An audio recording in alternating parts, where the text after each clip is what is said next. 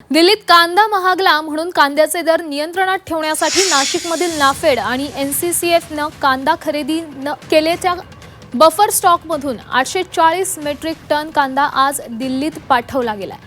मात्र हा कांदा दिल्लीत अजून पोहोचलेलाच नाहीये। तोवरच लासलगाव बाजार समितीत कांद्याच्या दरात घसरण होत असल्याचं पाहायला मिळतं। 2 दिवसांपूर्वी कांद्याला सरासरी 4250 रुपयांपर्यंतचा भाव मिळत होता आणि आज मात्र लासलगाव बाजार समितीत सरासरी 3950 रुपये प्रति क्विंटल दरानं कांद्याला भाव मिळालाय।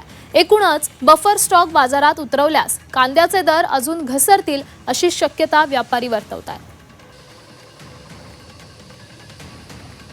सोमवारच्या तुलनेत जवळपास बाजार 350 रुपयाने घटलेले। सोमवारी सरासरीचा दर 4250 रुपये होता आणि उंचात दर 4552 रुपये होता। तोच दर आज बघितला तर उंचात 4268 आणि सरासरी 3900 रुपये झालाय।